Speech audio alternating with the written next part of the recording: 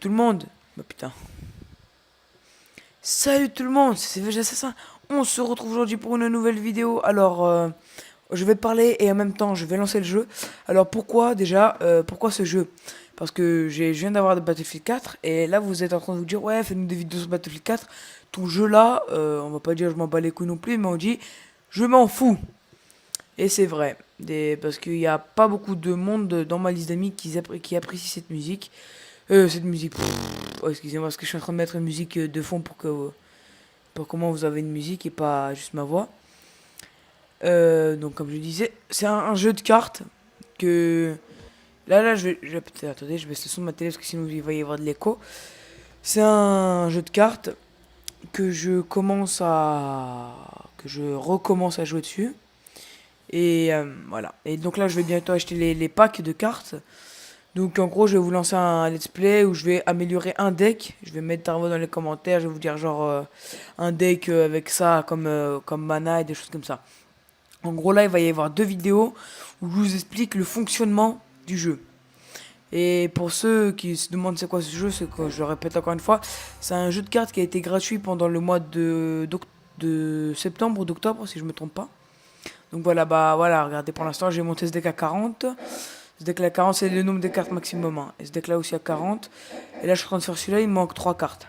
Et après je vais attaquer soit celui-là, instinct de la meute, ou soit celui-là. Celui-là c'est un deck de mort, en gros de mana noir. C'est un deck de la forêt de mana vert. Donc voilà, je vais vous montrer un peu mon tri, comment trier des decks et tout ça. Donc voilà, pour que vous entendez pas que ma voix, je vais lancer une petite musique sympathique. Alors normalement...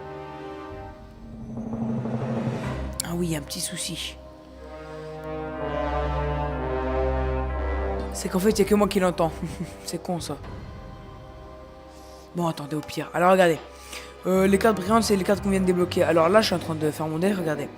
Donc là, je vous explique un peu les fonctionnalités de ce deck-là. Et après, bah, si vous appréciez, en gros, les explications que je fais, s'ils sont précis et tout ça, je vous mets un commentaire, genre, est-ce que c'est précis? Et après, vous likez si ça vous... et si c'est précis, bah, tant mieux. Alors ça, la créature équipée a le contact mortel et le lien de vie. Déjà, le 1 que vous voyez en haut, c'est le mana qu'il faut. Et équipement 2, bah, il faut 2 mana, de n'importe quelle couleur. Regardez, en bas à gauche, là je peux pas vous montrer comme à gauche, je suis en train de monter avec mon doigt. Il y a écrit 29, donc c'est le nombre de mana que j'ai. Et le nombre de mana, vous voyez, c'est une sorte de fleur de tournesol avec du jaune autour. Et là par exemple, il faut absolument un mana pour la mettre. Vous voyez en haut à droite, c'est en devenir. Et en haut, il y a un mana blanc. Alors que sur cette carte, il n'y en a pas. Parce que, tout simplement, il y a un 1. Je sais, je touche encore mon écran, mais je suis à vous ne voyez pas. C'est-à-dire avec n'importe quel mana. Donc voilà. Et aussi, il y a une autre carte qui compte comme mana. Attendez, cette carte-là. D'ailleurs, je vais en mettre une dans mon deck parce que j'en ai besoin de ça. Donc voilà. Après ça, si on a 10 points de plus que les points de base, elle devient une 6-6 vol. Parce qu'elle a déjà 1. Et voilà. Et c'est là, donc contact mortel, si elle touche une créature, la créature meurt. Et si elle a plus de points d'attaque et de points de défense, à droite c'est défense, à gauche c'est attaque. En tout cas, ma gauche, ma droite. Donc si elle touche, elle meurt. Mais si elle a une plus grosse défense, en gros si elle peut résister à l'attaque, il n'y a que l'autre qui meurt parce que comme elle a contact mortel, voilà. Donc ça peut être une 0 avec du 10 de défense. Si l'autre c'est une 25 d'attaque et une 1 de défense, ça va détruire mon Serra en devenir par exemple, mais je la tue parce que j'ai le contact mortel. Voilà. Lien de vie, en gros si j'attaque avec une créature qui fait du 10 de dégâts et je touche l'adversaire, même s'il contre, bah je gagne 10 points de vie en fait. Après je vais faire un combat, mais là c'est juste pour vous expliquer. Ça c'est, bah de toute façon vous voyez les efficacités, au pire si j'explique pas bien vous lisez. À chaque fois qu'on pose une créature on gagne un point de vie. Voilà. Ça c'est une carte qui est exilée. Exilée ça veut dire qu'il ne pourra plus jamais la reprendre avec n'importe quelle carte. Et sa force, on gagne des points de vie au nom de sa force. Par exemple celle-là là, si je la mets il me fait le truc pour exiler. Bah je vais gagner 2 points de vie, tout simplement. Ça c'est à chaque tour je gagne un point de vie, donc c'est de base. À chaque fois que je gagne un point de vie, elle a un point d'attaque, un point de défense. Donc voilà. Lien de vie, initiative, lien de vie, je vous ai dit quand je touche, je le tue. Je gagne des PV, pardon. Blablabla. Initiative, c'est celle qui attaque en premier, donc si elle attaque en premier, elle pète la créature et la créature ne peut pas l'attaquer. Alors que s'il n'y a pas initiative, c'est la créature qui touche la première. Donc voilà. La créature ciblée gagne 2+2 jusqu'à la fin du tour et acquiert le lien de vie. En gros, bah, le lien de vie c'est quand on touche, elle gagne des PV. Et aussi, bah, elle a 2+2, donc c'est bien. C'est plutôt bien, j'en ai mis 2 dans mon deck. Missionnaire solitaire, vous gagnez 4 points de vue quand vous le mettez, semble. Ça, je vous ai déjà expliqué. Alors, marteau de guerre, l'Oxodon. La créature engagée, la créature gagne 3+0 et a le piétinement et lien de vie. Piétinement, c'est que même si contre, si elle a plus de points d'attaque, bah, les points se sont infligés quand même. Voilà. Sauf avec des cartes spéciales que même le piétinement ou des choses comme ça marche pas, mais je sais pas si ça existe. Et les 3 d'attaque, donc c'est plutôt bien. Voilà, bénéfice détendu. La créature enchantée ne peut ni attaquer ni bloquer au début de votre entretien. Vous pouvez gagner un point de vie. Donc voilà. Vous gagnez un point de vie, c'est pas vous pouvez. En gros, je pourrais attaquer avec 50 000 créatures. Si lui, il en a une qui peut péter toutes mes créatures, par exemple, c'est bien de lui mettre ça. Et en même temps, je gagne un point de vie, donc c'est plutôt bien. Soit, bah, à chaque fois qu'il attaque, il gagne un 1+1. Donc un d'attaque, un de défense.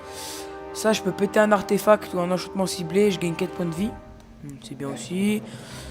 Ça, mettez sur le champ de 2 créatures blanches mélanger le zénith. En gros, j'utilise. Elle coûte 3 mana à lancer. Donc là, pour l'instant, ça me met normalement un chat. Et pour en mettre un autre, il faut que je paye encore un mana. Donc si par exemple j'ai 13 de mana, par exemple, la carte à lancer coûte 3. Donc j'ai un chat. Et après, comme j'ai 10 de mana, je crois que c'est comme ça. Hein, je sais pas. Je peux encore donc mettre 10 chats sur le terrain. Parce que comme il me reste 10 mana, plus 10 chats, donc ça fait 11 chats sur le terrain.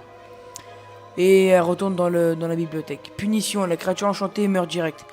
Ça peut être n'importe quelle créature. J'ai pas encore essayé avec une créature que vous verrez peut-être pas dans ce deck là mais dans un autre.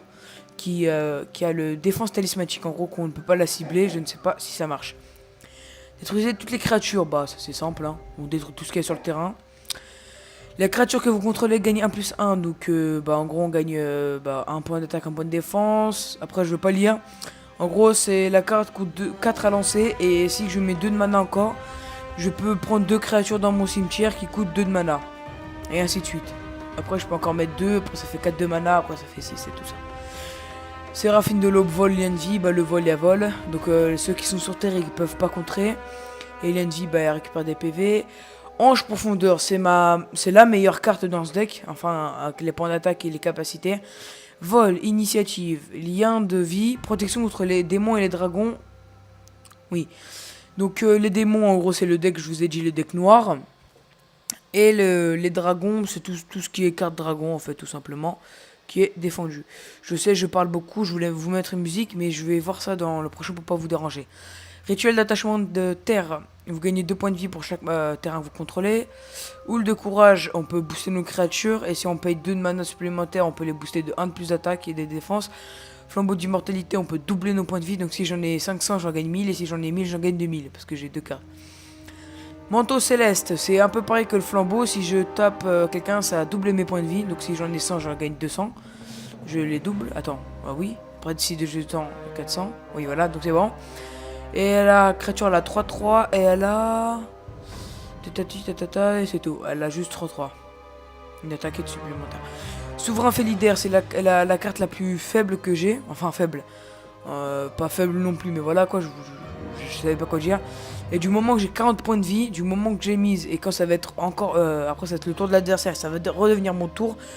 Je gagne automatiquement. Sauf s'il m'a baissé 40 à 39 par exemple. Donc là je perds pas, mais je gagne pas aussi. S'il est donc pureté, c'est une carte très bonne. Enfin, celle qui est plus puissante après celle-là, celle-là, vous allez voir plus tard. Si des blessures non combat, vous devez être affligé, tatati. En gros, s'il m'envoie un sort qui m'enlève des points de vie, ça ne me fait rien, mais je gagne des points de vie à la place. En gros, s'il m'enlève une carte qui m'enlève 18 points de vie, bah je gagne 18 points de vie au contraire. Et elle peut pas aller dans mon cimetière, elle retourne automatiquement dans mon deck. Avatar de Serra, le nombre de points de vie que j'ai, c'est le nombre d'attaques qu'elle a et de défense, donc c'est très cheaté. Et elle ne peut pas aller dans mon cimetière. Force céleste, au début de votre entretien, vous gagnez 3 points de vie, c'est la créature la plus forte que j'ai. De base, hein. Sinon après j'ai les frères d'Adjani qui sont plus forts. Et je gagne 3 points de vie. Donc si on met force céleste, en gros, chaque tour vous gagnez 3 points de vie. Et après vous mettez... Attendez, je vais la chercher. Hein. Et après on met ça, et bah ça fait très très mal en fait. Donc voilà. Bon bah c'est l'explication claire de mon deck, enfin comment je l'ai trié, 75 cartes, 32 mana. Je trouve que c'est assez bien. Si vous connaissez ce jeu, vous êtes abonné à ma chaîne, ou même si vous n'êtes pas abonné, bah vous me mettez des petits conseils si vous jouez avec ce deck là. Lâchez un commentaire, un petit pouce vert, ça fait toujours plaisir. La mettre en favori si vous voulez, la partager. Et voilà, et là je vais faire la suite de la vidéo, donc je peux pas lire vos commentaires. Donc ciao, c'est déjà ça.